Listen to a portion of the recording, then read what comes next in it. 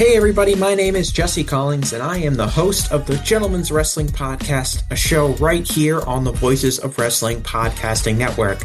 On the Gentleman's Wrestling Podcast, we take a deep look at individual issues and stories that are going on in the wrestling world. Each episode is about a different topic, and we take a thorough and educated look at things ranging from current booking trends to breakdowns on individual performers and angles to investigations into different fan cultures across the industry. In addition, we keep a close eye on the wrestling media, and as a professional journalist, I bring a unique perspective to how current issues in wrestling are being covered and discussed through the wrestling media. We have a revolving series of guests from across wrestling punditry joining us on each episode, and we hope that you make the choice to give us a listen on wherever you get your podcast from.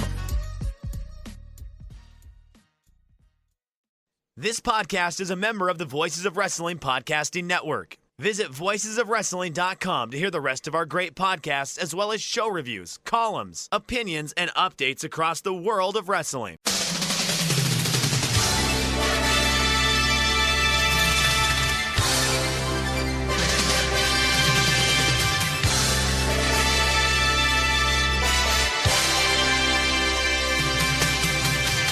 Hello everybody, welcome to the Super J-Cast. I am Joel. I'm joined by Damon McDonald. It's Wednesday, the 13th of May 2026. This is episode 408. Damon, what's going on, my friend? Well. Look who it is. It's good old Arsenal Joel. Love it. Good old Arsenal Joel. Still alive. Oh, live, thriving. Just about. Thriving. Listen. I know you can taste it. I know you don't want to mention it. I know you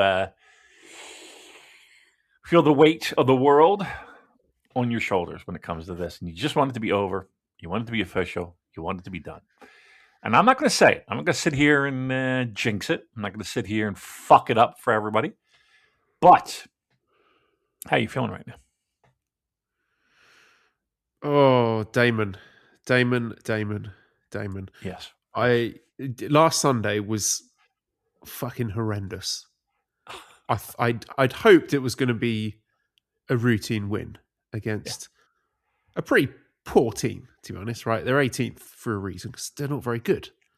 The kind of form that we were in, I thought we would go in there and hopefully have just a comfortable win. I decided to take the family with me, actually. So I was meeting my friend Steve at a pub in sort of nearby us. And I brought Esther and Arthur and Mally with, just because it was 4:30. It was a nice day. So we spent the afternoon at Buckfast Abbey, which is a beautiful, big sort of like big cathedral close to the pub where I was meeting my friend. And then got to the pub and I was just like walking back and forth. I was just sort of pacing around the room, waiting for the match to start. And then just the person walked in. I didn't know this person. They're like, "You're not nervous, are you, mate?" So I was just like pacing up and down like a caged tiger because I was so anxious. And it started really well. We were playing some good football, had created lots of chances. And I was like, okay, yeah, no worries. The goal's going to come. Absolutely fine. Then our right back got injured. And that was sad.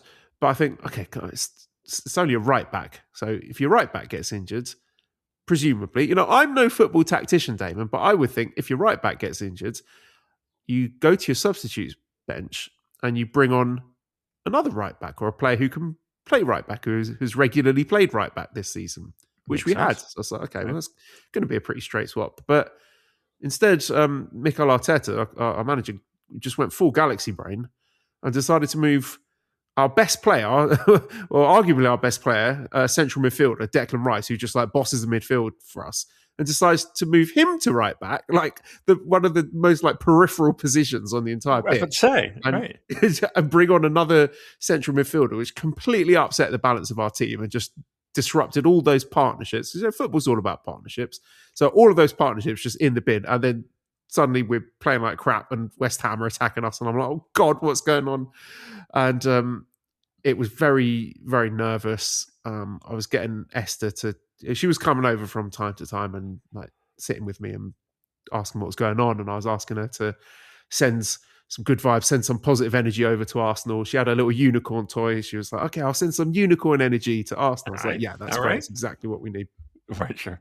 But yeah, we weren't playing well at all, and there were it was one of those games like the longer it went on, just the tension grows and grows, and you get that kind of sick, stressful feeling in the pit of your stomach, and you're like, oh god, you can just feel something bad is going to happen. Oh, trust me, yes.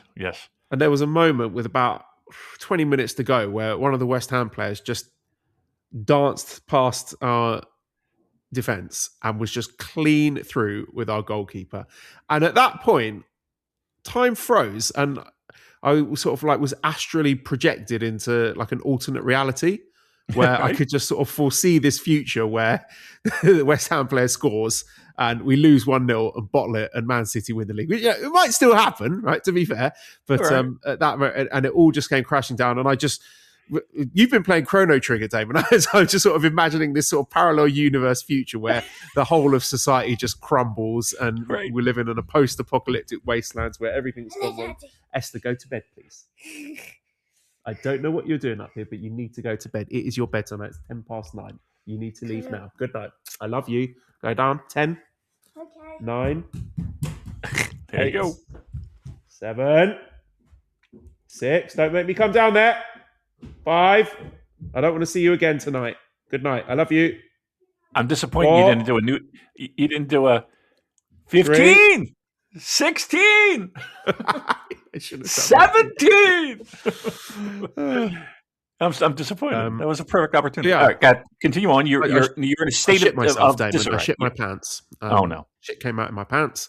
And just everything froze for a moment, and all the last 10 months or so of agony was just all coming to a head. All my worst fears become realized, and I was just like, oh god, it's going to happen. But it didn't. Did you have a little lump in your throat where you're like, oh, I can't believe this? Fortunately, our goalkeeper's excellent, so he saved it. And I was just like, ugh! So, blah. I could just only make noises at that point, and then made a couple of positive substitutions, and we scored a goal. And so I'm dancing around and I'm screaming, cheering, and Esther's cheering with me, like, "Yeah, goal!" And just absolute joy, relief. It's one of those things, the longer the match goes on, the more cathartic the goal is. And I'm like, okay, right, we're in the lead now. Let's see it through, because we've got 10 minutes to go plus God knows how much added on time. At this point, I was so nervous. I was like literally hiding behind the pool table in this pub because I couldn't just. Like, that's not any factor in everything, but yeah, no. Nobody moved. What position were you in when they scored? Get in that same position. Your hands have to be in the exact same spot. Yeah. Okay. I'm just hiding behind this pool table. I can't bring myself to view the match normally. And we're getting into stoppage time. This is like the 94th, 95th minute at this point. So there's about like a minute and a half left before the referee's going to blow the full-time whistle. And West Ham put in, I think it was a corner. Yeah, it was a corner. And our goalkeeper, and I'm watching this all in real time. I didn't really notice the details. Our goalkeeper flaps at the ball, comes out. West Ham player smashes the ball towards our goal. I shit my pants again. And then the ball is cleared from somewhere within the goal by an Arsenal player. So I go through first of all, the terror of the West Ham player smashing the ball towards our goal, thinking, and then that relief of the Arsenal player blocking that shot, and the ball goes bounce away. I'm like, oh, he's cleared it off the line. Then the referee blowing the whistle and pointing for a goal because it's gone over the line. And then at that point, I'm just dead, right? I'm actually dying. I've gone into cardiac arrest. I've collapsed onto the floor, right? So visualize me sort of spending the last 15 minutes crouched, hiding behind a pool table, and now I've just fallen backwards and I'm lying on the floor of this pub with my head like blocking the door. So if anyone were to open the door at that point, it would have just caved my head in. And I'm just like on the floor, like, oh no, we fucked it. It's gone. It's dead. The dream is dead. And now, is anyone else in this pub rooting for Arsenal? Yeah. There was, okay. Again, so you're not alone. You don't look like a maniac. All right. Okay. There was Well, one old man who was cheering for West Ham, but at that point, like I was not registering other people around me. I was just sort of locked into this kind of goldfish bowl of despair around my own head. Right. But on the TV and the commentator saying, goal for West Ham equalised. And Esther, she just hears goal. So she's sort of jumping up and down, like dancing over my corpse. Dead corpse. Right? Yeah, my carcass going, goal. And I'm like, no, Esther, it's not. It's West Ham scored a goal. This is not good goal. This is not good goal. This bad goal. Bad goal. And she's just paying no mind to me. She's just like jumping up and down, leaping over me, going, goal. And I'm like, oh God, why? Why is this happening to me? This is the worst day of my life.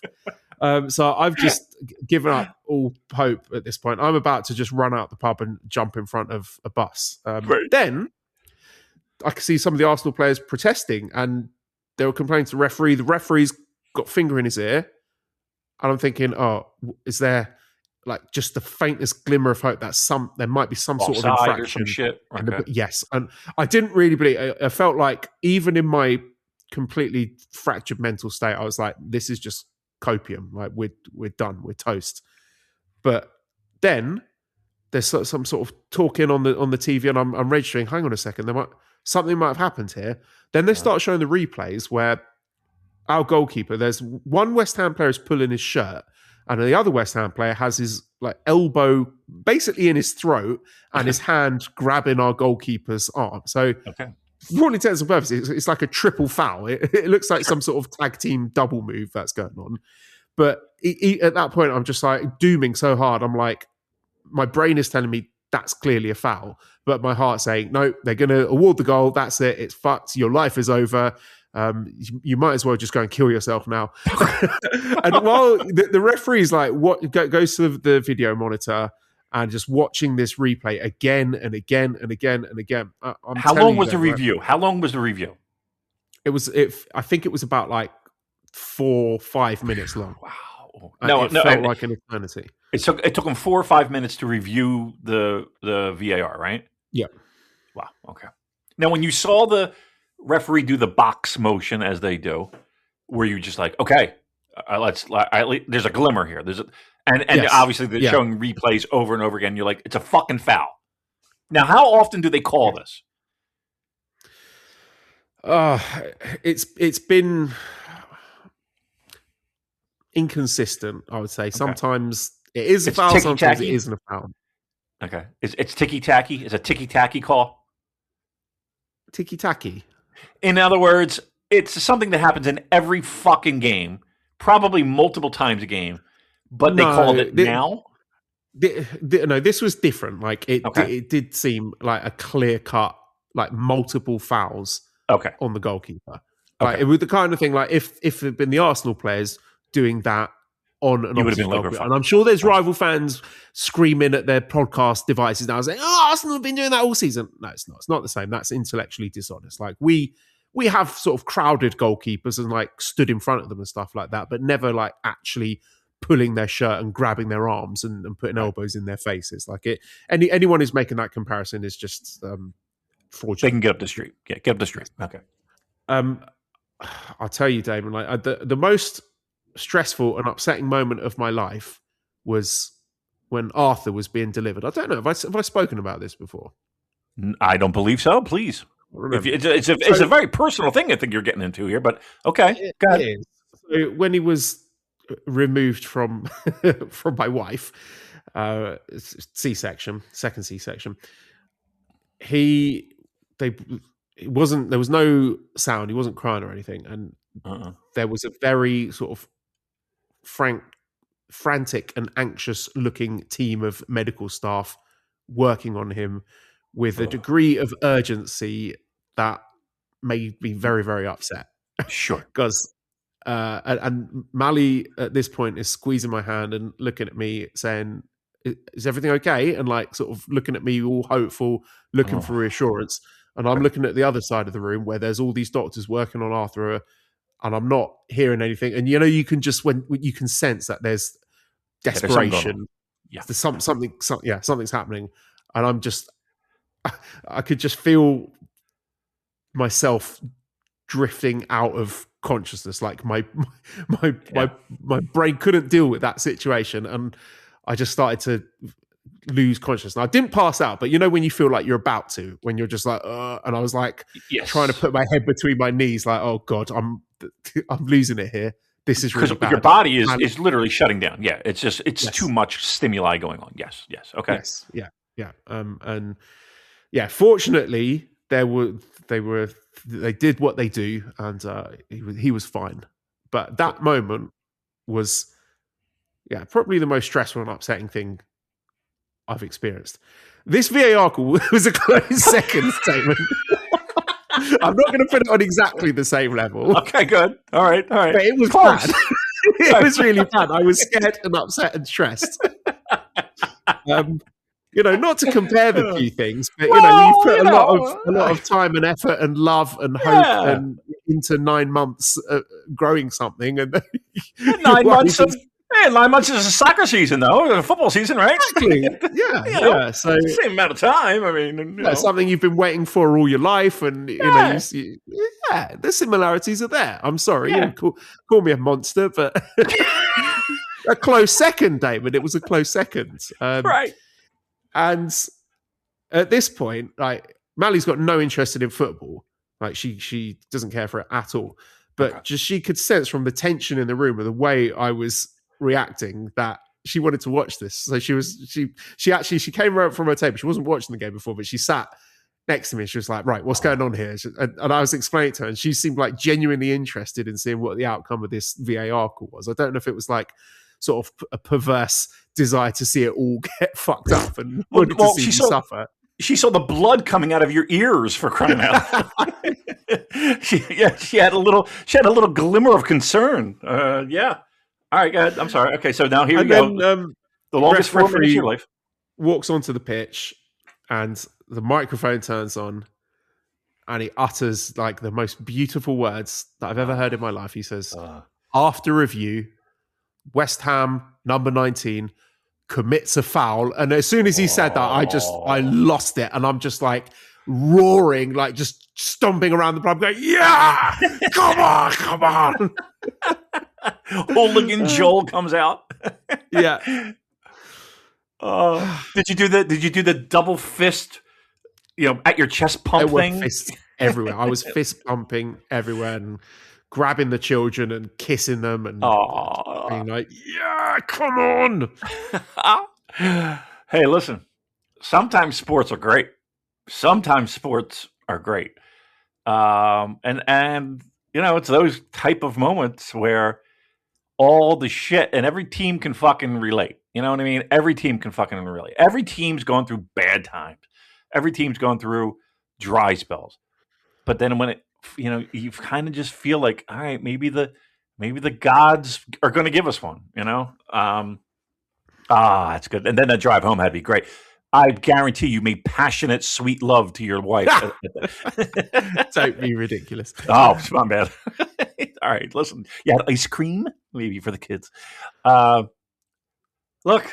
I know we were supposed to have a little hate watch party here, watching City. I think we turned it off at 2, right? It was 2-0. It's still 2-0. I'm not expecting anything there, which is a shame because I do have a ticket. I am planning to go. I will go to the Arsenal Burnley match on Monday night, which good job. Hopefully will take us one step closer to Premier League glory. But after that West Ham match, I'm not so sure. There's a little bit of me dooming, thinking, "Oh my God, imagine how funny it would be if we didn't beat No, it would not be fun. No, there would be no humor. But, I would. No. Yeah, I was hoping Palace might do us a favour tonight, which would have meant us beating Burnley would have been the match to secure us the Premier League. But it doesn't look like that's going to happen, barring a miraculous comeback. But even so, I think it would just be nice for me to get to the stadium this season, because I've not been to any games at the Emirates Stadium this season. I've only been to the League Cup final, which was horrible. So it'd be nice to just go for the final match of the season and hopefully experience a positive atmosphere taking us just a little bit closer, where we'll have to go on to the final week to do the business, unless if we beat Burnley and then Man City fail to beat Bournemouth after that, then which is a possibility, right? Yeah, a very good chance. Bournemouth's been a bit of a spoiler. Yeah, okay. Very, very good. Absolute spoilers, yeah. And they're chasing European football themselves. But yeah, if that happens, then Arsenal win the league without actually playing, which I don't know how I'd feel about that. That would be a bit weird. Like I think I would prefer to win it on the pitch, but I'll just take what I can get at this point. But, right. You know, Right. facing the possibility of seeing us with this sort of momentous occasion after 22 years of agony, that I'm just like experiencing this at home by myself on a laptop watching Man City against Bournemouth, which I don't know how I feel about that. I might need to make arrangements for that. You're talking about a guy who's got a filet mignon in front of him. A filet mignon in front of him, and the cream spinach really wasn't up to par. You know what I mean? Come on. You'll take it any way you can get. I will not be looking that gift horse in the mouth, but right. There we go. Listen, it's right there. What? So mathematically, if Arsenal wins, what's the minimum that has to happen for you guys to win? We've got 2 games left. If we win both games, then we're champions. Okay. We could. Could you split? It would depend on goal difference. Because if we draw one of those matches and Man City win all their remaining games, right, then it would depend on goal difference. And currently the goal difference is equal. It's 42 goals. 42. Both teams' goal difference. Does a tie help you in any way, shape, or form? No. That would be disastrous. Okay. Would a tie help you if City ties? Yes. Well, yeah, it would. Okay. All right. So basically, you guys got to win both games, and you got to hope for a loss for City, right? If both teams win both games, then it's goal differential, and you're right now tied. No. If both teams win all their remaining games, then we're champions by 2 points. Gotcha. Okay. So we're 2 points ahead of City, as things stand. Oh my God. And it's a little closer than I thought, dude. Sorry. God. Oh, you made me anxious again. Oh, it's a little closer. No, you said all that. Oh, fuck. All right. I thought you were 5 up, though. I thought you were 5 up. Well, yeah. I mean, City are winning now, which would give them an additional 3 points. Okay. Right. Fuck. Oh, all right. Now I'm nervous. The fuck am I nervous for? I'm nervous for you. Oh my God! Can you imagine? I just know how happy it will make. I know. I just know how happy it'll make you. You know what I mean? Like, I just know the absolute fucking euphoria. Not even in the moment, but you get to share it with your kids, and they might not have a fucking clue, but they know Dad loves Arsenal. I don't know. It's building block things. You know what I mean? Like, it's fucking. I don't know. I just want it real bad. I want it real bad for you. Real bad. Yeah, I just need this 22-year wait. That's got to end. And if we get this one over the line, then nothing that happens in subsequent Premier League seasons is ever going to be able to stress me out like this is, because it is the weight of those 2 and a bit decades waiting for this to happen that is just crushing us all as a fan base. Now, are you going to watch this upcoming game at home, or are you going back to the pub? Pub's good luck. What, Arsenal Bournemouth? Yes. Arsenal Burnley. Yes. I've got a ticket. I'm going down to the. Oh, that's right. You're going. That's right. My bad. All right, Joel. You haven't been there all year. I'm just saying. Waiting to sell that ticket and go to the pub. All right. Listen, we're right there. I'm not going to waver. I'm not wavering. I can feel it. It's there. Let's go. And here's the thing too. If you're a Premier League fan, if you're in the UK, or even if you're not, I don't care who the fuck you root for. Unless it's City. And if you're City, then quite honestly, you're a fucking fraud. But okay, you're Mackie. I got a Mackie story for you too. Jesus Christ. You got to be rooting for Joel in this one. You really do. You got to be we need all the fucking energy here. We need all the fucking energy here. Come on. Give him some love. All right, but it's there. It's there. It's there. I'm telling you. Telling you, dude. Fucking telling you. Let's go. All right. Hey, Damon. Yes, sir. How are you enjoying Chrono Trigger? All right. I love it. It really is fun. Now, to be fair, I'm emulating it, Super Nintendo version. My understanding is that there's multiple. There's a Dreamcast version, not a Dreamcast, DS version. And I do need guides. Like I do need the YouTube dude to fucking be like, all right, now you got to go over here. You got to fucking go over here. Because if I didn't have that, I'd be lost. I'd be like fucking. I'd have thrown the fucking thing out the window. To be quite honest with you. It's pretty amazing. Like as I'm going through it, like so where I'm at right now is the robot. We got the robot, fixed him up. He went on the fucking thing to get the to open the other door. So we had to go to this other location, and we're doing all the shit, and we're beating up all the fucking what's the fucking, not the protons and neutrons monsters, but you know what I mean. They're like little fling things. And then the fucking other robots turned on the robot because he was a defect. And he fucking turned that's on. heartbreaking, isn't it? That is one of the most upsetting, tragic moments in gaming history. I'm like, no, Robo, no, leave him alone. Yeah, and then it wasn't like it was like one guy just fucking shot him. No, they fucking jumped him, and they're like four of them beating the shit out of him.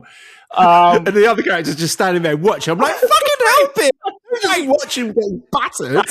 Right. But then, the fucking game took over, and you get past them, and then we fix him up, and we have him, and he's like, I want to be with you guys. So I was like, that's where I have it paused. That's my save state right now. That's very impressive for you to have played that much. Like, you must be really enjoying it. No, I really am. My favorite parts were when you first start that level is you've got a potion and you got this, but you're still hungry. I'm like, all right, I'm fucking still hungry. All right. And which is how I feel after eating a meal.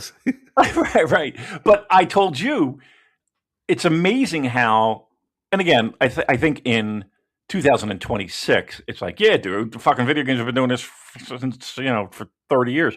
But for a guy who hasn't played a ton of video games, I was like, the trial was one of the coolest fucking things. For those of you who haven't played, yeah, he gets arrested because he rescues the princess, and the king is like, fuck you, you didn't rescue, you kidnapped. And then anyway, you go on trial. And the things you did in the past that you think were, it was just whatever, like you're just part of the game. I'm just going to fucking do this and do that. Come back to on trial. And there's one part where in the very beginning of the game where you're at this fair and you kind of going around this fair and you can do all kinds of different side things and, bet on the fucking race and the feat of strength bell thing and all that shit, right? But again, it just seems like a fucking throwaway part of the game. But you can kind of go up and there's an old guy and he's at a stall and his lunch is there and you walk right up to it and it's like, boom, do you want to eat lunch or something? And you're like, yeah, what the fuck? You eat the lunch. And you just go about your fucking game. You don't even think about it until you're on trial and they're like, have you stolen anything? And you can choose yes, no. And I'm like, no, I haven't stolen shit. And then here comes the old guy that you stole the lunch from. And he's like, this motherfucker stole my lunch. And I'm like, wait, I did steal his lunch, actually. Oh, God. I'm a monster. I was like, I'm a monster. And then in that same part, how you first meet the princess, it's a little time travel going on, and the princess is like, I lost. But the first thing for your first interaction with this broad is like, I lost my pendant. And you're like, all right, let me get the fucking pendant. It's right over here, you dumb fucking dummy. Let me go get it. Boom, go get it, bring it back, and you don't even think fucking twice about it. And then it's like, in this trial, they're like, you're a fucking monster. You didn't even check on the princess before you gave the pendant. I'm like, what the fuck? Yeah, because you bump into her, don't you? Right. And then she drops Yes. the pendant. Correct. And then you can either go to her first and see if she's okay, or go straight for the pendant. Yeah, you went straight for the pendant, didn't you? Correct. I sure did. I'm an asshole. And then the third thing was, what was the third thing? Oh, so before you have to do things in this fair, blah, blah, blah. And one of the things was, you're kind of going up into where your friend has this time machine thing. And you want, like, I know it's there, so I'm kind of waiting. And there's people standing there, and they're like, "Oh, it's not ready yet." So then you go around and do other fucking side thing and shit. And you kind of checking, and then it was open. So I'm like, "All right, let's go, bitch. Let's get the fuck in here." And she's like, "Wait, I want to get some candy." I'm like, "All right, fucking candy. Let's go get the fucking candy." So when we go back to a stall, and like I'm constantly like, "Come on, bitch, let's go." Come on. And she's like, "Will you fucking wait? You're pulling on me or something like that, or you're rushing me." Like I'm somebody you kidnapped. And it was just a fucking throwaway line that fucking came back in the trial. And I'm like, oh, I'm fucking dead. I'm dead. I'm going to rot in jail. I'm going to get executed. And lo and behold, it was like, all right, what is it? Guilty. Like the first person was like, not guilty. I'm like, all right, that's finally some sanity. And then it was like trial, or juror after juror, guilty. I'm like, motherfuck. Now I know how it feels to be in a U.S. incarceration. I'm like, oh, what the fuck? And then, boom, I get my ass hauled off into fucking jail. And I think like in 3 days, I'm executed. But then, like, if you just rattle the cage like 3 times or something, like you did, like the guard's like, fuck you, I'm going to come in there and kick your ass. And you beat his ass. And then away we go. But I was amazed by that. Like I was just like things that I didn't even fucking think of, and didn't even think of again, came back to haunt me. And again, I'm probably like a quarter of the way through the game now, right? Probably maybe even less than that. Yeah. Right. And apparently, and correct me if I'm wrong, there's multiple endings and multiple paths. Like I'm just taking one path in this game. There's like 9 different paths, which I, again, found amazing. For a game that was made in 94, 95. Yeah. Like, one, I don't know how people figured shit out. Like, I'm sure there were, like actual book guides, right? I'm sure that helped. Like you had this game when it first came out, right? No. I played it during... Well, it was slightly... Yeah, it was about 2019, I think I played it. Okay. Now, did you use YouTube or the interwebs? Yeah, okay. I use guides. I've not got the patience or the time to explore and figure things out for myself. No, I'm scared of getting lost or stuck or missing out cool things, missing out cool weapons or cool cutscenes, or not getting the best possible ending. Like if I just went in blind and finished the game and ended up, you didn't get this secret thing or this secret boss, you didn't get. I'd be like, that would be unacceptable to me. Right, and like I'm not gonna okay, I didn't get all the bonus side quest thing. Okay, I still want it, but like, okay, I didn't get that. But like, even just figuring out where to fucking go, you know what I mean? Like everything would be by accident. I guess everything would be cool, but then that accident would stress me more out because I'd be like, all right, now where the fuck am I? Now what do I do? And and even like small things, like there are certain enemies where, like if you just stand perfectly still, the fucking thing will just go right past you. And I would never fucking figure that out. You know what I mean? I'd be just running and gunning, just shooting and fucking everything's combat, and you don't really need to. And again, like the codes and everything, like for the computer thing to open up different doors. Like I would never be able to do that. So like it might feel like cheating to some purists, some video game purists. But I feel like I like these people who make these videos are a godsend. Like they've made me enjoy this 1,000 times more than me half an hour in being like, well, fuck this. I'm going back to hockey. You know what I mean? Like, or it's just, video games aren't for me or whatever. Like it can be. And I can't believe I'm getting so much joy out of a fucking 16. Is it 16-bit? 16-bit. Yeah. Fucking game that was made in 95. And you were right. The music is really good. Like, the music is really good. And I like the fact that like, when things are gloomy, you got gloomy music, but like still good music. Like, when that robot was getting its ass kicked, like the music was just fucking, it might as well have been Nine Inch Nails Hurt. But then after, like, they're like, all right, or are we going to fucking save the world together? All four of us? Let's fucking go. Oh, and even the frog was cool. I wouldn't be surprised if I see the frog later on. But like, even the frog was like, I fucking let you down. I'm fucking out. I suck. I'm a dumb fucking frog. They're such rich, complex, layered characters, aren't they? I mean, just in the little bit that I've had, it's been, I mean, again, is this fucking a Scorsese film? No. But again, for a fucking video game in 1995, I'm pretty blown away. Like, as silly as it might sound, like, okay, graphically, you're obviously we were leaps and bounds, and I'm sure even storyline wise, we're leaps and bounds. I still think it holds up. You know what I mean? Yeah. Like I can see why it's aged like a fine wine. Yeah, I can see why people have such not only like, okay, nostalgia for it, but like truly believe it's one of the best games ever made. Like I can see that, because if you're in your teens and you're playing this game and you're into it, like I get it. Like, I can see it. And I will also say that it kind of got me like yes, I want to finish this game, but I don't want to rush through it, mind you. Like, I just don't want to just power through it. But so I want to finish this game. But it also is like, oh, I wonder what Final Fantasy is really like. Because I tried Final Fantasy before, and I'm like, I don't know, maybe it's not for me, and I don't know.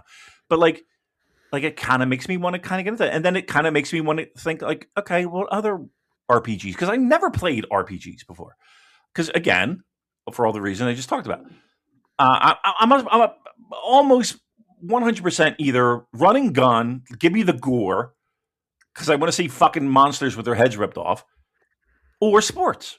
Because I understand sports. You know what I mean? Like, I know how the games are played from a, watching it on TV kind of thing, and going to games and covering. So I kind of know where people need to be and plays and shit like that. Like, it makes sense to me. But like a role-playing game, like, I don't fucking, you know what I mean? Like, I don't know. But again, those guides are really helpful. So so far loving it. And here's the thing. I can't imagine it like me coming back next week or 2 weeks and being like, oh shit, I can't imagine it. Right. I can't imagine that. Like, it's already good. And I think it's only going to get better. So that's where I am. I'll keep everyone updated. I'm sure everyone's hanging on the edge of their chair, wondering my fucking video game that's 30 plus years old. But give it a shot, people. Get an emulator, fucking download it, and find the ROM and give it a shot if you haven't played. It's really, really, you're going to get into it. If you even have a glimmer of interest in video games, you'll get into it. Trust me. I need to play it with my kids, because I think it would really catch their imagination, especially Esther. I think she would just love this. The fact it's such a time caper, going to all these different historical periods and going to the future as well, and it's just so evocative. And I can't remember the exact sequence of events narratively, but it's really fun, like, as an entry level RPG, because it's not that deep, it's not that complex in terms of the combat mechanics. Yeah. And I like that. I don't want there to, sometimes when I've played like Final Fantasy games, Final Fantasy VIII, a game that I really love, but the whole junctioning system, I still don't understand it, and it makes my head spin. So Chrono Trigger, nice and easy. So if you're the sort of person who doesn't like to be that complex when it comes to the mechanics of the game. It's really easy to play. And, if I can play it, anyone can play it. Yeah. And I'm borderline retarded. Let's be honest. Right? Again, I don't know how far in or what's happened yet. Who do you think who is the villain of the game so far? Yeah. It smells like it's the fucking king, to be honest with you. Because he's the one that's caused me more fucking headache than anything else. Mm-hmm. I mean, trying to think of like who else would be the biggest heel so far. Probably the king, right? I mean, again, don't spoil anything, but like so far, the king's the biggest dick in this whole thing. Okay, all right. Well, again, we'll pick this up again next week and see how you're getting on with it. All right, I will let you know. Here's the thing too. Cheryl I think she's out with her friends Saturday afternoon. That might be a grind session, as the kids say. I may be grinding out some Chrono. So here's the thing too, though. I kind of like I want to finish it, but I'm also excited to replay it. You know what I mean? Oh wow! You know what I mean? I'm excited to be like, okay, I did it. Like I kind of want to see what I can remember on my own. Number one, and or two, do the things that I missed, or just to do things differently. Like again, I'm playing on my Steam Deck. I'm actually like looking forward, like when I go to Chicago, like just being on an airplane, just fucking doing that. You know what I mean? For like 2 hours, that'd be great.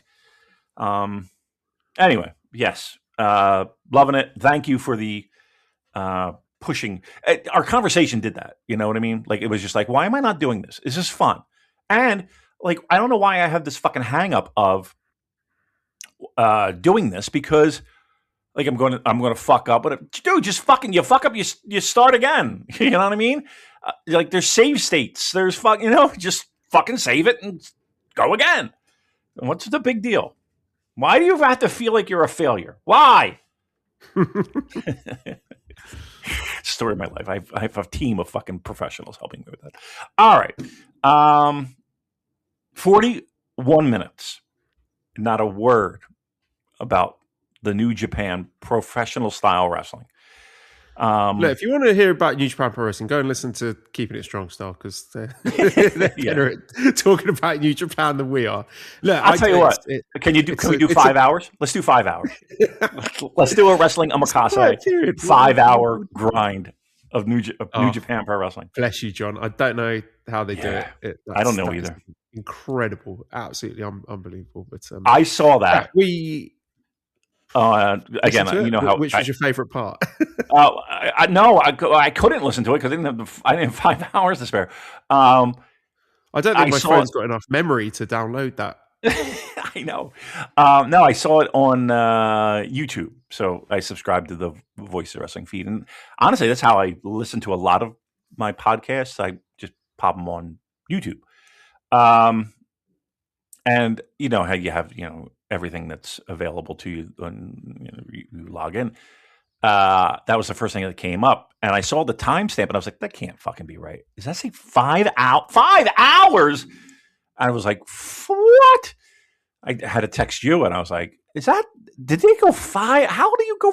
I mean, listen, John covered a ton of fucking pro wrestling, right? Not only did he cover Dontaku, but Champion Carnival. God knows what else. I was exhausted thinking of 5 hours. I don't think I've talked to my wife for 5 hours in a day. You know what I mean? Like I just can't imagine 5 hours. But God bless. God bless. That's a trooper right there. Talk about sickos. That's a fucking sicko. Any other wrestling podcasts we want to put over so we can avoid talking about it? Right, Voices of Wrestling. I did listen to the Flagship. They fucking bury New Japan, didn't they? Sure, they are not enjoying it at all. Well, they've had enough, and trust me, Joe was more vocal about the Fale thing. And listen, I agree that how do you learn with fucking Fale and all that stuff, and I do agree that a lot of the shine is taken off, like just going that long. But like, I think the problem is that they don't get into the weeds as much as we do. Like, we do a New Japan Pro Wrestling podcast. So for 2 fucking hours, we're talking about New Japan Pro Wrestling, right? So like every fucking show, it's can we handle any more House of Torture bullshit? And we're kind of at the point where it is what it is. We're just wasting our fucking breath. And that was like months ago, it felt like. And like that was the steam coming. Like, I had mine. I had my moment where I'm like, fuck this fucking promotion, fuck everything about it. You just got to let off the steam, or your head's going to explode. And yeah, there were no punches pulled. It felt like they were just like, this is absolute. And again, not everything New Japan is absolute bullshit. Well, they did say the promotion is shit. But I mean, they have valid criticisms. There's no doubt. But yeah, it's Don Taku though. I mean, Don Taku's always been a bit of a funny touring as much as they're just spreading everything out really thinly across multiple shows. So when you actually sit down to watch Don Taku Nights 1 and Night 2, which shouldn't be a 2-night show, to be fair, right? That's not justified at all. It's not going to be delivering the very best that New Japan has to offer. But then there's also conscious choices that New Japan makes of every fucking match. It felt like, and trust me, I felt it where it was like, why are we interfering in the opening match with Chase Owens? I get it, it's House of Torture, but like, why are we doing? Why is this happening? I felt like, right. Trust me, we are on the same page. But that was their time for the kettle to let off some steam, because you watching this promotion will make that happen. I thought it was Robbie X's entrance music.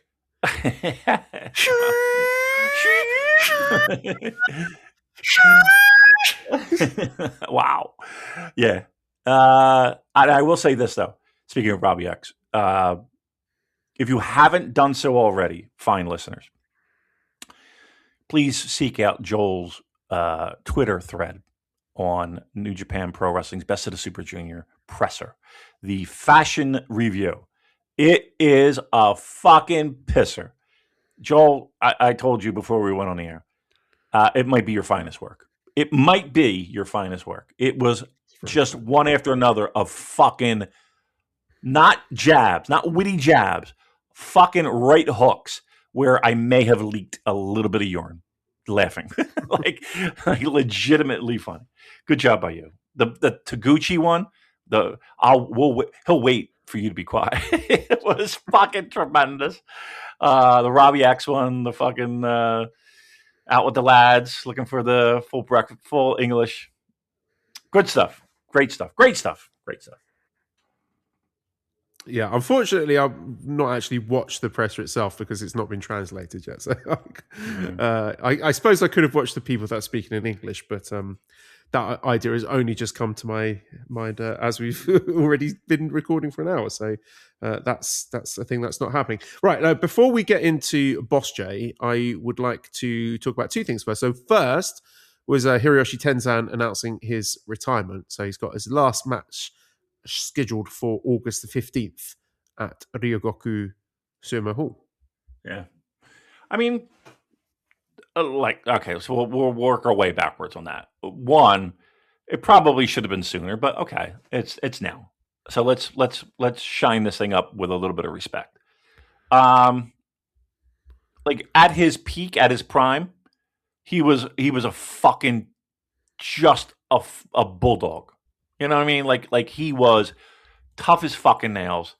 I guess the one thing that I always remember, obviously, is his time in with NWO, and that was really at the beginning of his career. Just like truly, from everyone that I've ever talked to about, who's legit tough. Like people always bring up his name. And I feel bad because, and I feel this way about guys in every sport, that people get into a certain sport or team, or in this case, a wrestling promotion, and hopefully they do their due diligence in going back in time and watching them when they were, at their peak. Am I saying that this guy is fucking, Okada, Tanahashi, Ricky Choshu, the fucking legends of the game? He's probably in the top, like at his absolute peak, he's probably in the top 25. Again, he was the epitome of, I'm going to hit you as hard as I fucking can without any subtlety. And people are going to eat it. Right. And also I can give exactly what, or I can take exactly what I give, which is also like commendable at a time when, the NWO stuff was red hot. The early 2000s, had its moments. He probably doesn't get his due just because of when he landed and when he was at his peak. But go back, watch some of the bigger matches. I think, again, when I'm not talking he's top 10 of all-time New Japan, but off the top of my head, and again, I know there's a lot of talk about greatest wrestler of all time online, greatest wrestler ever, hashtag GWE. He might be New Japan wise, and maybe not the history of fucking pro wrestling. He might be a top 25 guy in New Japan. I think I could comfortably put him in top 25. I don't think that would be too difficult. Go back and watch a lot of the older stuff. It's worth it. Yeah, I could think of some of his standout matches. There's a really great singles match with Akiyama, Kawada. I remember he had a really good one with him. Kojima as well. That's when both promotions were kind of like a little bit on the ropes, and they were like, "All right, well, it's better to to kind of merge, not merge, but join voices. Goddamn, join forces to help boost some crowds." And those were fantastic fucking matches. The other thing I wanted to ask you about, just quickly, your thoughts on the Dominion card so far. So we've got some matches announced. So no particular order. We have, again, this isn't the full card. These are just matches that have been announced so far. Special tag match, Taichi and Yuya Uemura versus Yohei Oiwa and Zack Sabre Jr. We've got the 15-minute limit NJPW World TV Championship match between Konosuke Takeshita and Sanada. The IWGP Global Heavyweight Championship 3-way match, Andrade El Idolo versus Shota Umino versus Drilla Maloney. Never Openweight Championship match, Ren Narita versus Aaron Wolf. Tag Team Championship match, Oscar and Yuto Ice against Great Khan and Hinare. And Yota Tsuji challenging Callum Newman for the IWGP Heavyweight Championship. I think this card... I think this it may not super loud. Maybe then I'm on a fucking bullhorn. It does feel like, boy, we really need some talent. And not to say that we don't have talent, but it's like you could see there are a lot of gaps that need to be filled. I think the tag match will be special. I think the main event will be great. I can't sit here and tell you that I'm super thrilled about the 3-way. The tag, was it Taichi and who did you say? Taichi and Taichi and Yuya against Zack and Oiwa. That should be pretty good, actually. That should be really good, actually. I like that. I think I'm most looking forward to that match, to be honest. Yeah, that should be really good. You know what? Maybe I'm being a little bit unfair. I think the 3-way is a thing that I'm kind of like, but you know what? That I mean, presumably that's just so Andrade can lose the title without being pinned. That's my read on it anyway. Yeah, you might be right about that. Yeah, it's a decent card. A decent card. I can't sit here and tell you that it's fantastic. It's a decent card. Maybe I'll get more hyped for it, but yeah, when they announced those matches, I can't sit here and tell you that I'm fucking throwing streamers in the air. I think it's a decent show. Yeah, I guess if you're invested in it and this sort of newer generation of talent, then there's things to be excited about. But I can absolutely see a casual fan wanting to see, big work rate matches and snowflakes and big stars. That this is probably going to leave you unsatisfied, at least from looking at the card. But Yeah, from a I paper think there'll be perspective. cool stuff there. Me too. And here's the thing too. I think a lot of the people, even though it might not feel as sexy as we are wanting it to be, I think a lot of people will have their working boots on just to prove people wrong, to be honest with you. Because I think people know, people feel it.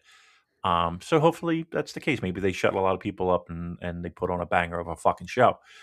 Again, on paper, not super sexy. Not super sexy. I mean, that's the Sonata. This is the New Japan Pro Wrestling roster.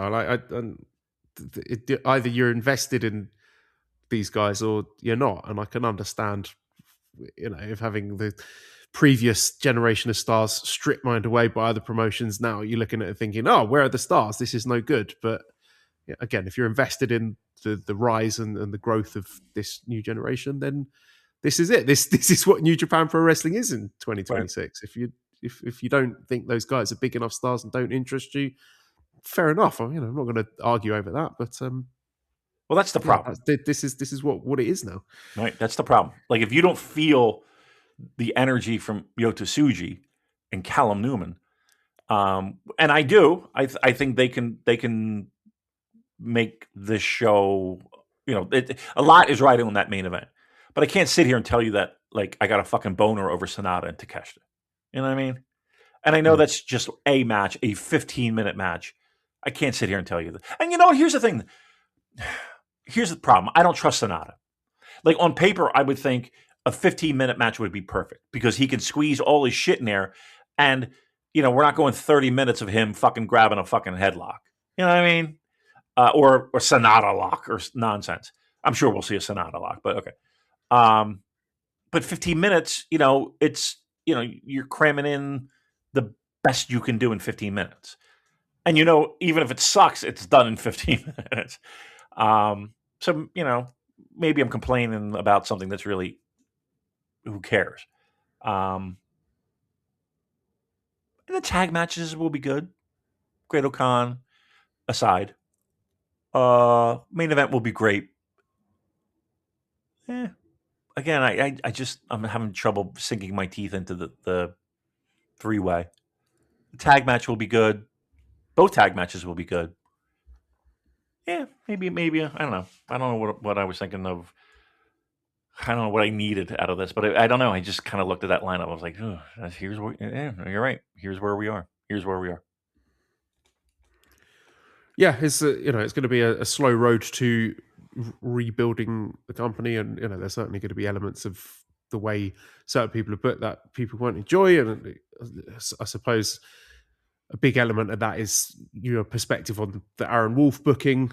I could, I don't want to re-legislate the same conversation from last week, but I do suspect that once we're past this period of Aaron Wolf feuding with House of Torture, people might start to feel a bit differently until the next House of Torture feud begins with other wrestlers on the card. Right. So there you go.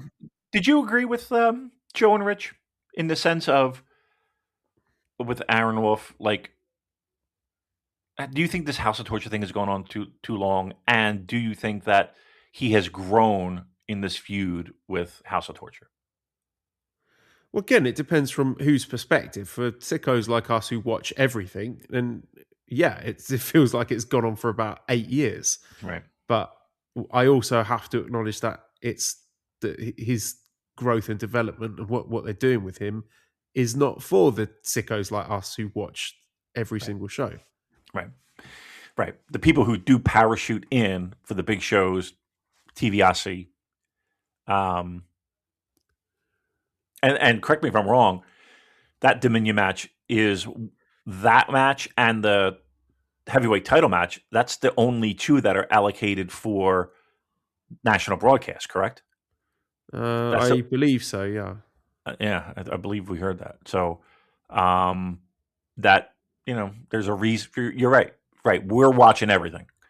And it's not for us. Man, that is a valid point that they may have missed. All right. Aaron Wolf, jury's still out. Okay, let's talk Best of the Super Juniors then, which will be starting Tomorrow. Korakuen Hall.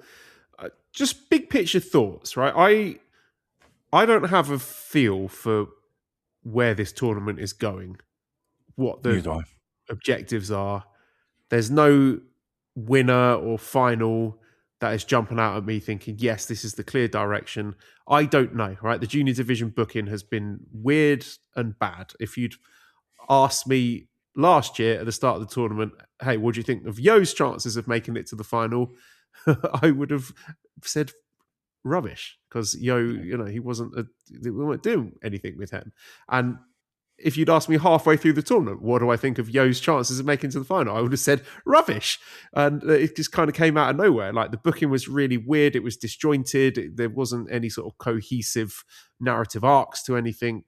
So that left a lot to be desired and has left me at the point, plus with the doggy reign and all the weirdness that entails, where I don't know what is going on with the junior division. So I'm looking at a field of, I think it's quite a strong and an interesting field and potential for a lot of good stuff to happening, but I can't really say I got my finger on the pulse and feel strongly about what is going to happen in it. It just feels like a bit of a weird, unpredictable field at the moment. And the one thing I would say is, looking at the cards, I don't, and again, I'm not sure who needs to hear this. You might listen to this and think, well, that much is obvious, Joel, but I don't think this is a Best of the Super Juniors that is designed to be watched to completion. I don't think it's designed for you to sit down and watch every single tournament match. I think the highlights will be the obvious shows like your Korakuen Hall shows and semi-finals, finals. But the way that they're so condensed, so we've got May 14th, 16th, 17th, 20th, 22nd, 23rd, 24th, 27th, 29th, 30th, June 2nd, June 3rd, June 5th, June 7th. It's quite compact. Like there's a lot going on in quite a short space of time. So I wouldn't necessarily expect, if you're tuning in for the show on Saturday, May 23rd in Hyogo at Krea Himeji, that you're going to be getting absolute gangbuster fireworks on that card. Do you know what I mean? Yeah. Yeah. It does feel like, okay, let's just take off we watch this too much to really appreciate what's going on hat. But just looking at Block A and Block B, aside from who has the most steam going into this tournament? Who's the guy that you're like, all right, well, this guy's got all year he's been built for this moment. Okay, is that Fujita? Is that fucking Show? You know what I mean? Who's the guy going into this that you're like, all right, that's the guy. Now, again, we sit here and we say, Robbie X, he's leaps and bounds from what he was a year ago. Acura is, a guy that we always kind of fucking say, let's do something with. Even Robbie Eagles, we're another cup of coffee with the belt wouldn't hurt. And him winning Best of the Super Juniors wouldn't hurt. And then you have complete dark horses like fucking Jun Kasai. You're like, all right, let's see what he brings to the table. In a tournament filled with flippy do, we got a guy who's going to carve you up. That aside, though, doesn't it feel like everyone is pretty much on the same plane? And I don't know if that makes things exciting because you don't know, but it doesn't feel like there's a person where I'm like, okay, out of block A, it's this person, and out of block B, it's this person. It might be person B, but I think it's going to be. I don't feel that with this, and I don't know if that's complete apathy for it, or if it's like they just don't have a guy that they've committed to aside from Show, which is fucking depressing. Yeah, I get the same thought, really. There's lots of different directions they could go in, but they've not really committed to anything booking wise in this first half of the year to really get a feel for any kind of satisfying stories that have been built up and need to be paid off. Like, could be Master Watto. Maybe they go back to him this year, where he wins it again, finally wins the junior title. It could be Fujita. It could be doing the double, win it last year, winning it this year, and then finally winning the junior title. That could be it. It could be Francesco Acura, who is a person who it feels like they've been threatening to push for a while. It always feels like, oh yeah, now they're going to do it. Now they're going to do it. But as of yet, nothing's happened. I don't know if there is a push. Is like a phantom push going on with Francesco Acura? I feel like he should be pushed, but I don't know if he's actually being pushed. Titan, could he make it back to a final again? He's not winning it. No, but so yeah, that's A block, and then B block. Could absolutely see El Desperado win it again. You could never rule that out. He was a finalist last year. He's never won it before. Would it absolutely stun me if he won Best of Super Juniors? No. He's got his fans. I'm not a huge fan of him, but yeah, it wouldn't shock me if he won. Yeah, possibly Robbie Eagles again. He had his COVID run as champion, but wouldn't be against him getting another crack at it, and they could tell some interesting stories opposite Kosei Fujita. Same for Ishimori. He's a previous finalist. He's never won it. They might go to him. It could be Show, given that the Doki situation. There's so many different directions they could go, and I'm not necessarily saying they're all equally interesting, but I'm more making the point that they've not really committed to anything in a narrative sense that makes me particularly excited or invested about any of these guys going into the tournament. Right. They've done it feels like a rather shitty job, quite honestly, of that. And again, you like the success that you're leaning on for this tournament is almost 100% based off of guys performing very well in tag situations. Like Damon, sorry to interrupt. I'm going to go and let Scrumpy in. So if you could talk for several minutes while I go and let the cat in, please. No worries. But that's what it feels like. Like, it feels like there's been no juice, and we've been saying it for weeks now. There hasn't been a lot of juice from a singles perspective when it comes to the juniors. Like, everything that I feel like I'm basing everything off of is either A, past performance, like 2025 performance, or situations where in tags. And you could say Fujita, you could say Robbie X, you could say Acura, you could say Robbie Eagles, you could say Jacob Austin Young, you could say, a lot of this is based off of how they performed as tags. And now we're going into this. Like, I think there's people that we can sit here and say, honestly, and I think people listening can honestly be like, okay, this person's definitely not winning it. This person's definitely not winning it.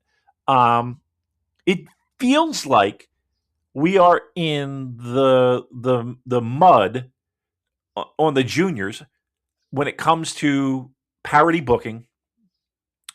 People, 4 people in each block with a chance to win, probably even more, with a chance to mathematically scoot out of their block and make it to a final. And that, again, has its benefits. It has its pluses. But when you feel directionless and you feel like, okay, like there is value to the unpredictability of that. But there's also, like, who are we hitching our wagon to here? Like, again, we have people that we would want to see, but there's no tea leaves, it feels like, based off of, again, singles performance where you're like, okay, that's the guy. Again, we sit here and talk about guys where, okay, that guy's going to lead the juniors and that guy's going to be the future and that guy's going to, we need to heat person X up. And it's like, okay, it happens somewhat. But again, it feels like it happens more in a tag scenario than it does in a single. Now, does Doki not being in it kind of throw a monkey wrench in that? Possibly. But again, are we excited if Taiji Ishimori wins this? Are you moonwalking to the fucking pay window for Ishimori? Are you hitching your wagon to El Desperado? Are you banking on Taguchi? Are you banking on Nick Wayne? Teton? No. Master Wato? Like, to me, that's where this falls short. Again, you might think the unpredictability, who knows? They haven't committed to anybody, and it's a toss-up, which makes it more exciting. I see that. I'm kind of in the camp of I don't see anybody head and shoulders above based off of based off of what we want and there's based off of what we're seeing. What we want is a completely different story because we can sit here and fantasy book till the fucking cows come home. Doesn't matter. It's more of what do we see the promotion doing? And I got to be honest with you, I don't know. I don't know. And what's worse is that not that I don't care. It's more of nobody's giving me any reason to think anyone is coming out of this or going into this strong. Like everyone feels like they're on the absolute same fucking level. Yeah, I think they've got a lot of work to do in the early stage of this tournament to start telling some interesting stories. Because if it's just guys having matches like it was last year, then that's not good. We don't like that. Name me a great match last year, and not the final, but in last year's Best of the Super Junior. Exactly. Well, the Hiromu versus Akira was probably one that stood out that I really enjoyed. And again, I know I keep banging the drum about this, but Fujita versus Wato I thought was great. I really enjoyed Fujita versus Kushida. I don't know if you remember that one. It was like a really kind of gritty grappling match, surprisingly heavy hitting. So there were standout moments, but it felt just really directionless and didn't really build up the momentum for Fujita to win in a way that made the end of the tournament satisfying. It almost felt like all the momentum was built up for Yo to the point at which the end of the tournament felt sort of weirdly anticlimactic. Who's coming out of A block? Well, I can't do the thing that I would normally do with tournaments and look at the matches on the final night to make predictions, because by recent booking trends, that gives us absolutely no clue whatsoever, because there have been matches we looked at. I think last year there was a Despy versus Robbie Eagles match on the final night, and we were like, oh, well, that's definitely going to be like winner goes through, and it turned out to be a nothing match. Like, I can't remember exactly who was already eliminated by that point, but it wasn't the decisive climactic match that it should have been. And then there was the weird situation with, like, didn't Robbie X beat Hiromu or something to eliminate him, but then Robbie X didn't go through. He was just playing spoiler. It was just very weirdly done. So I can't take any clues from looking at the cards. So I hate that so much. I have no idea. Like, I really don't know. I think the favourites have got to be Fujita. Akira's got to be up there, and I think you can't rule out Wato. I don't really think there's a realistic chance of anyone else. So I'd say it's between those three. But I just don't have a feel for who it could be. It's two going through, isn't it? Like the top two going through to semi-finals, if I'm not mistaken. Yep. So yeah, Wato's going through. Yeah. Wato's going through. I would like Fujita, but I mean, I can't sit here and confidently say yes. He should. That's the want. I think it's Wato and Fujita. Yeah, I think so too. And I think there's a non-zero chance that they might meet again in the final. Because just the by the backstage comments where Fujita just absolutely went off on Wato, that was a really strange and interesting thing to happen because they're not wrestling each other on the opening night. Like there was stuff that happened at the press conference where, like for example, there's chairs. Right, there was a Francesco brawl. Akira attacked Fujita with a chair. Right. That's because they're wrestling in the main event tomorrow at Korakuen Hall, so you understand that. But the Wato Fujita match doesn't happen until night 1, 2, 3, 4, 5. So night 5, it's the main event of the show in Osaka. So it's not like Fujita's thinking, right, well, I've got to build up this main event for night 5 in the Osaka Municipal Central Gymnasium sub-arena. So that just the fact they did that made me think that, okay, they'll have this block match and perhaps we'll meet again in the final. Or maybe he was just shooting. Maybe he just really hates Wato and was just going off on one. But A block, let's say Wato and Fujita. Okay. What about B? B, I'll give you mine. I would say Show. The favourites. Yeah, you can never rule him out, can you? I mean, of all the guys, Joel, of all the guys, he's probably the most in your face all year. Show. Because he's sort of been wrestling in lieu of Doki in a lot of these spots. You know, he had the big, well, I say big, he had the match at Wrestle Kingdom, the 4-way. Mm-hmm. And almost feels like he's the stand-in for Doki. I'm going to say no. I don't think he will be. I would say Despi, Yo, maybe Ishimori as well. Right. That's the second spot is the toughest one for me. Like I think Show's I'd like going to think Robbie Eagles, but I don't think the company value him. Like, not that the company don't value him. I mean, obviously they do, but you know, we at the Super J-Cast think Robbie Eagles is like an elite performer who should be pushed way above how he is currently pushed. But I've not seen evidence that the company feels the same way in recent years. Right.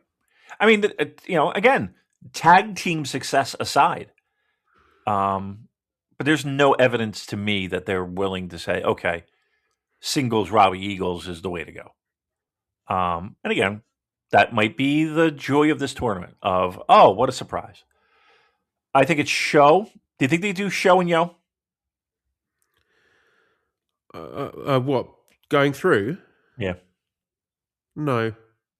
I think gun to my head, I'd say Despi and Ishimori. I'll say Show. Which sounds terribly boring. Yeah. That's. I was going to say Show and Ishimori, actually. I'll go Show Ishimori. But truth be told, let's put it this way. Kushida's not winning it. He's not making it to the finals. I don't think Jacob Austin Young is going to the finals. I don't think Kanemaru is going to the finals. Daisuke, I can't see it. I just Despi has a shot. Yo has a shot. Robbie Eagles has like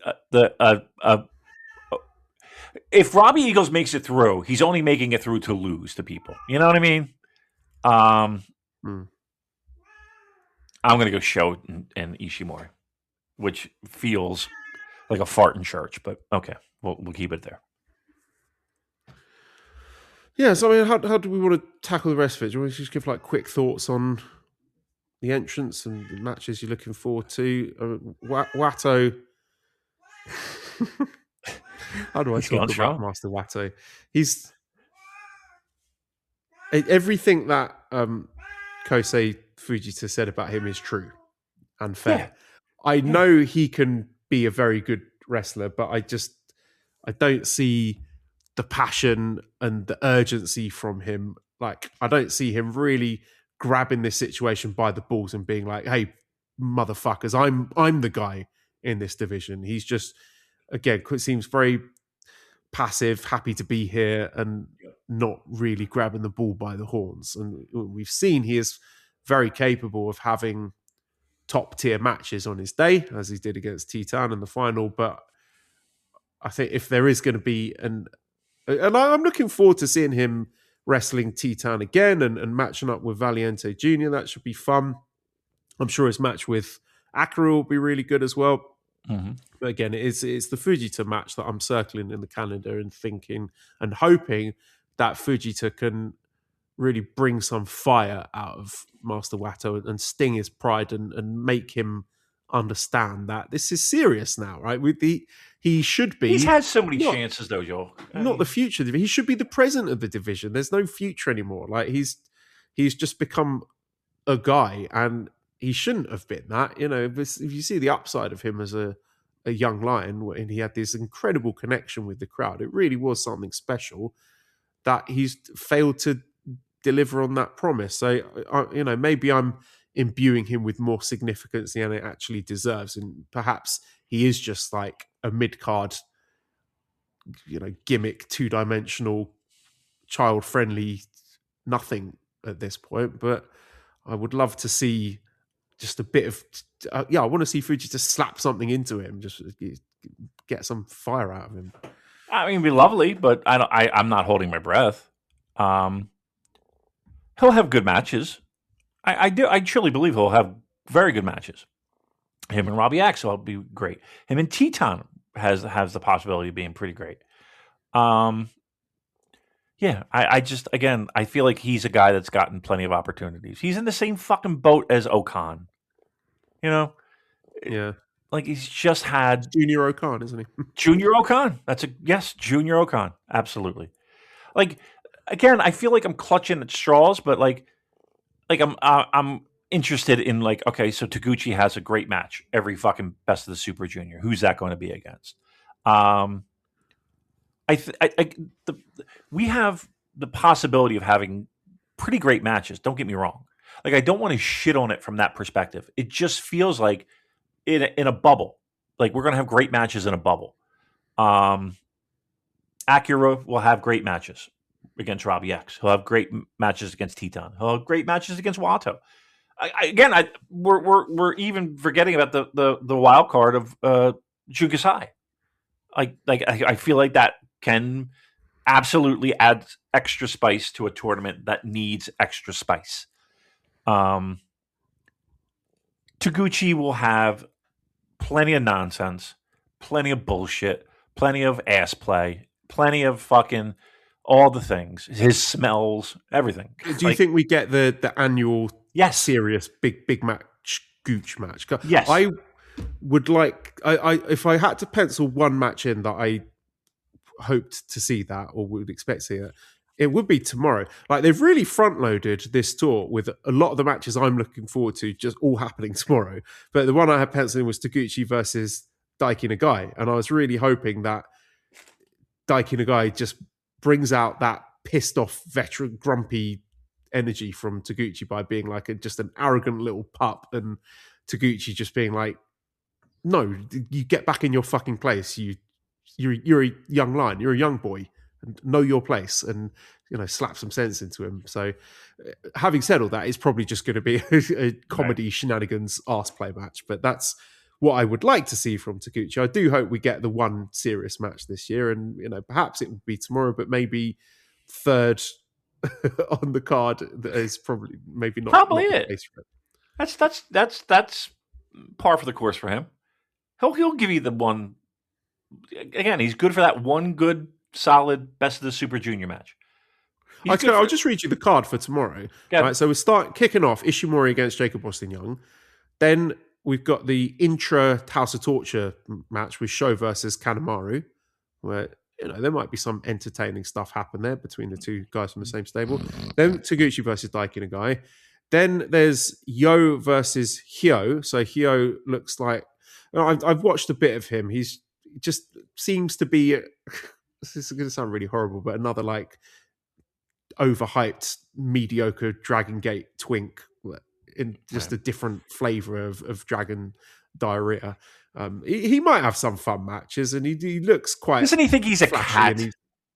He thinks he's a cat. Yeah, he's like some kind of sex cat person. So come on. I'm imagining Yo versus Hyo is just going to be Fujoshi baits, and there's going to be a lot of homoeroticism. You know, that's fine if you like that kind of stuff. Robbie X versus Nick Wayne. That on paper looks really fun. The two athletic, flippy Western guys. I think we could expect some fun spots there. Kushida against Robbie Eagles. That one should be really good. Wato against Titan. So that's the rematch from the Best of Super Juniors final from, 2023. Despy against Daisuke Sasaki in the semi-main event. And the main event, Fujita versus Akira. So again, that's a good show. To further the point I made, that's a really good show. And a lot of the matches that I would have talked about in this preview that I'm looking forward to, like most of them are happening tomorrow. So again, I'd be judicious about how we're consuming this tournament. And honestly, I'd just be looking at the Korakuen shows to be looking at where the serious stuff is going to happen. That's a good show. I mean, let's be truthful here. I'm curious. So I brought up the schedule, the Saturday show, the 16th, and what they're coming back with. You got Wato against Taguchi. You got Yo against Jacob Austin Young. You got Robbie X versus Akira. Kushida versus Daisuke. Titan, Junkasai. Robbie Eagles Show. Fujita, Nick Wayne. And main event of Despy Ishimori. It's an okay show. You know what I mean? It does feel like a little bit like they shot in the first one. You can tell which shows they've put their eggs in the basket for. Yeah. Yoyogi. The Yoyogi National Second Gymnasium. Titan, the guy. Jacob Austin Young versus Kanemaru. We haven't talked about, is it Valiente Jr.? Yeah, he was very, very good during Fantastica Mania. And I know he impressed a lot of people. And yeah, he's interesting because he's the son of veteran luchador Valiente. So he's part of this new generation in CMLL of these like really athletic technicos. He's not a particularly push guy, sort of undercard, mid-card acts than like a headline star or anything, but he's a really good base. Like I think if we know some lucha wrestlers are like the flippy, spectacular guys, whereas I think Valiente Jr. is more of a base, like sturdy fundamentals. He'll be the person that the high flyers love working with. But I mean, it's classic sort of CMLL babyface luchador gimmick. Like he's flashy as well. He's very fast, stylish, very smooth. Big aerial spots. So like I really enjoyed what he did at Fantastica Mania. So again, it's a fresh name there. So I'm really interested to see what he can do there. Well, he's got Taguchi on night 2. So we'll see. Sho Kushida, Nick Wayne against Akira. That might be pretty good. Robbie X Master Wato. Ishimori Yo. Kasai Fujita, which should be interesting. That should be pretty good. And then Despy Robbie Eagles main eventing. That's all right. Again, I just seriously, if I had tickets to these shows, I would be excited to see some fun fucking pro wrestling. It just feels like we're having great matches, and I know it's a tournament, and I get it. In looking,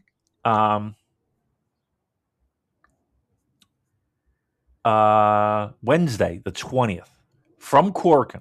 Korakuen, like if you're just going to fucking parachute in and out, Korakuen might be the way to go. I mean, we're opening up with Kushida versus Jacob Austin Young, which should be fucking cool. Yeah. That's why it's very purposeful, isn't it? What they're doing on these Korakuen shows. Again, like looking at matches like Titan versus Valiente Jr. Right. That's a very deliberate, considered attempt to put the two CMLL wrestlers against each other at Korakuen Hall, or Watto versus Akira, or Yo versus Sho, things like that. Yep. Fujita, And Robbie X revisiting revisiting that tag team rivalry where we're putting the guys who've recently fought over the tag team titles on opposite sides there, and again, this is not really a surprise or particularly insightful, but I am noticing how Kosei Fujita is main eventing or a lot of these shows. Like he is front and center as far as the booking goes. Yeah. You would think and the show after that with the Friday, May 22nd in Osaka, that's the one I was talking about where we've got as our main event Watto versus Fujita. So right. That's, again, circle that one, watch that one, pay attention to that one, because we might be seeing it again. Now, this is one where that show that you mentioned, this is the first show that we have undercard tag matches, right? Yeah. Yeah, a lot of the tour is all block matches.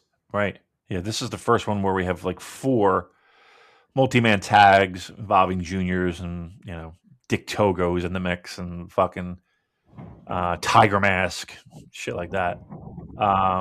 Yeah, that should be interesting. Look, I'm not saying it's going to be bad. ABS Hall, that's the one with the stained glass window, isn't it? I believe so. That is correct. Yeah, beautiful. Fucking what a building. I'm not saying this is going to suck, dude. Don't get me wrong. I think each night will have really good matches. It just feels, again, not to beat the dead horse, but it just feels like we're having good matches for a tournament to get through to the other side. And who gets on the other side is a little bit of a toss-up. Yeah. I'm definitely interested in some stuff. Like, there's a lot of kind of unknowns for me, like Jun Kasai. What does he look like when he's not doing the deathmatch stuff? It would be quite funny if he just every night went out and was like going under the ring and getting weapons and smashing people. And oh, fuck, I forgot it wasn't a deathmatch. Every match he's getting DQ'd after like 30 seconds. Oh, no, God, I forgot. Sorry. It's just muscle memory. Old habits die hard. So, I'm very interested to see what he looks like. Is he going to be doing any of that, or is he just going to be doing normal wrestling? Because I don't know what he looks like as a normal wrestler. I don't recognize him when he's not covered in blood. Nick Wayne, I mean, I was curious that he is returning because he was okay last time, but the crowd didn't seem that thrilled about his being announced, and I wasn't. I mean, AEW fans aren't really very excited to hear. You know what I mean? Like, why would Yeah. Yeah, so my expectations aren't particularly high there. Daisuke Sasaki, like I know he can do good wrestling, sort of like that sort of technical style and grappling, almost like an El Desperado, but my understanding that he's just like a House of Torture adjacent scummer at this point. So he's not been aligned with House of Torture, but yeah, again, my expectations are not particularly high there. I'd be surprised if he's out there with his working boots on every night, because I don't think that's what his gimmick is at the moment. Jacob Austin Young, I'm really, really excited to see him. He's, again, a guy that, like, literal years I've been campaigning for him to invest in the Super Juniors, and he's finally there. So, you can bet he's going to be grabbing the opportunity with both hands. That's about it in terms of like the new people that I'm excited about. It's there's enough uncertainty and unknowns there to make it intriguing. Yeah, there definitely is. Like I said, I think we're in for a good solid week and a half of pretty good to great wrestling. It would have been great if we had a little bit more build going into this, but okay, we are where we are. I think we have people that we're leaning toward, but I don't think there's a definite in any way, and maybe that makes it more interesting. So what's your prediction then for the final and the winner? Boy.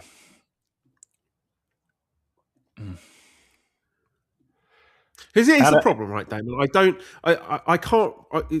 Ideally, you work backwards from who you think is going to challenge for the junior title Right. and win it? Like, who's going to be the person who finally dethrones Dorky? And I don't care. Like, I'm not interested in seeing anyone wrestle Dorky at this point. And I also have this sneaking, sinking feeling that match, like whoever wins Best of the Super Juniors, is going to be having their title match on a fucking Road 2 show, like main eventing at Korakuen Hall, which, lovely. But how about having a fucking Dominion? Maybe they do it at Dominion. Maybe I'm talking out of my ass, but just if recent booking trends are anything to go by, this is going to be headlining a much smaller show. So again, it's hard to build up that hype and excitement. Like, who out of this field do you think, yes, this is the guy that I want to see get their hands on Doki and dethrone him and become the next champion? You got to go Fujita, right? I mean, you got to go there. And I think he beats, fucking take your pick, dude. I'll say Taiji Ishimori. Get into it. Yeah. I mean, do you want Despy? No. You want Yo? No. Again, I think Wato and Fujita are going through an A block, and I think they both win their semi-finals. Okay. And meet again. So it's an A block, making it 2 from A block. Yeah. Okay. Still not sexy. No. What is the sexiest final you could make? Robbie Eagles, Fujita. Yeah, I love that. That would be great. I just don't think they're going to do it. No, they'll never do it. I'd be shocked if they do that. I mean, if we're going with the assumption that maybe it's a double A blocker, maybe Fujita and Acura. No, I'd rather see the tag team go for it. Be interesting. Does Fujita Despy, is that sexy to you? Not anymore. I mean, it can be. I don't know. That's, you know what? You're probably looking at it right there.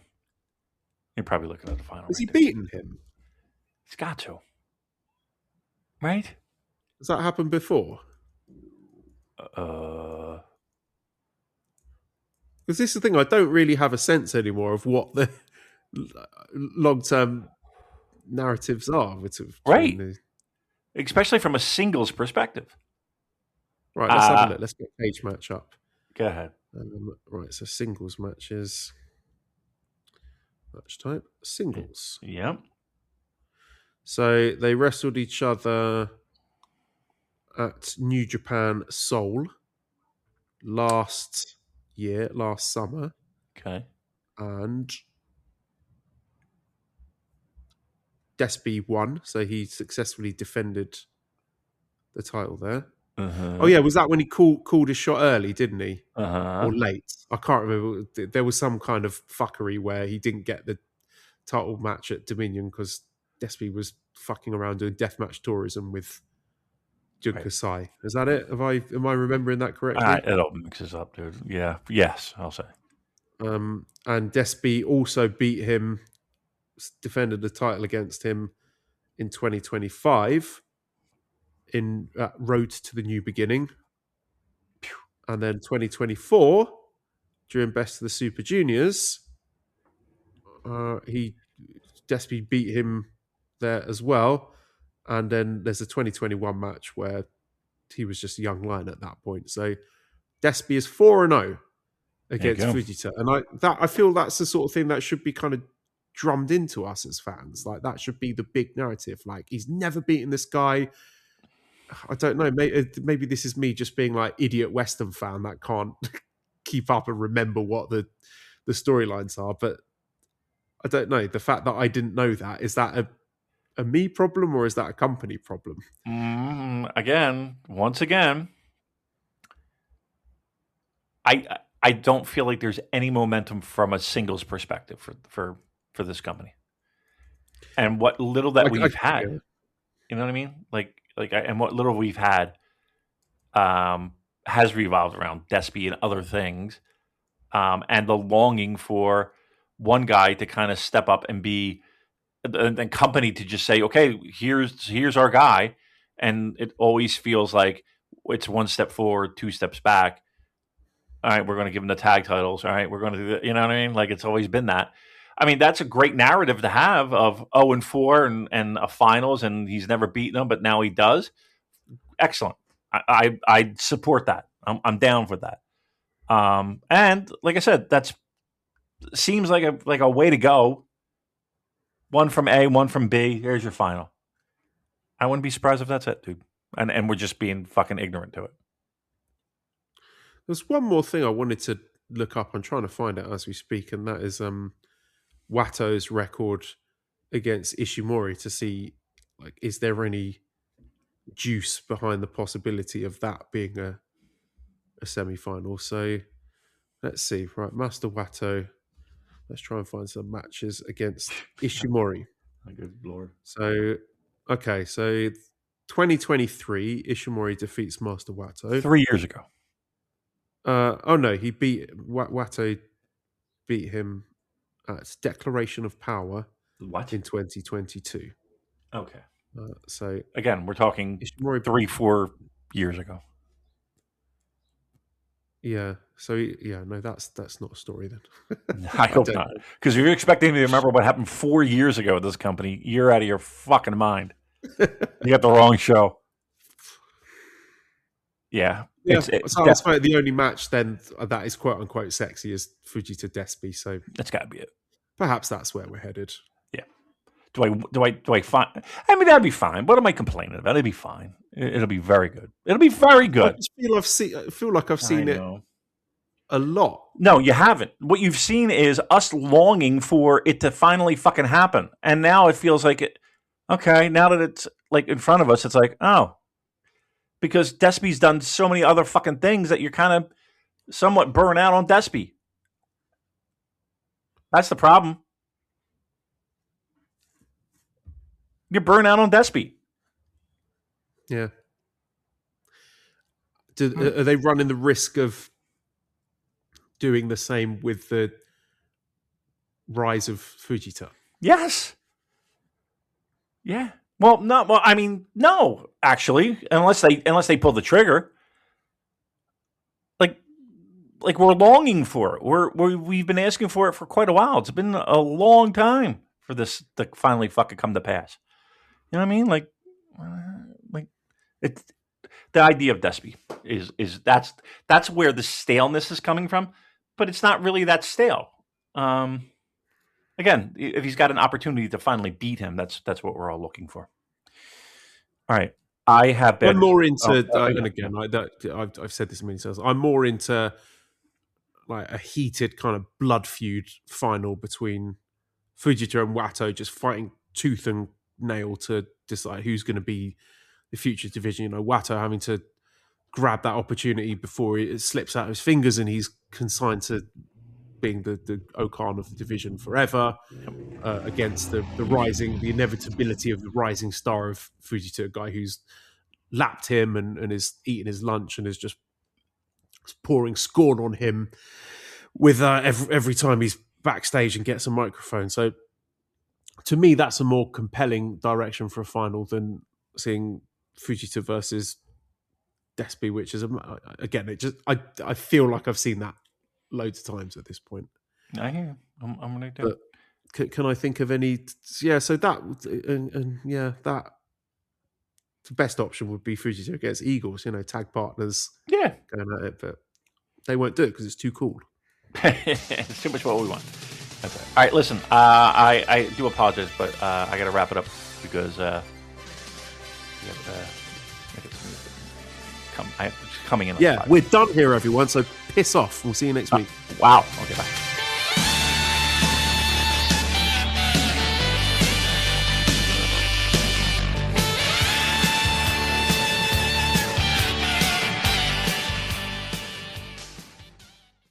Hello, do you like New Japan Pro Wrestling? Are you a Shin Nihon freak? If so, check out the Super J-Cast with Joel and Damon on the Voices of Wrestling Podcast Network. And even if you fucking hate New Japan Pro Wrestling, listen to the Super J-Cast anyway. Not just for our great show reviews, analysis, and pastrami sandwiches, but there's also usually some dick jokes somewhere in the obligatory opening 30 minutes of absolute nonsense we chat about every single week.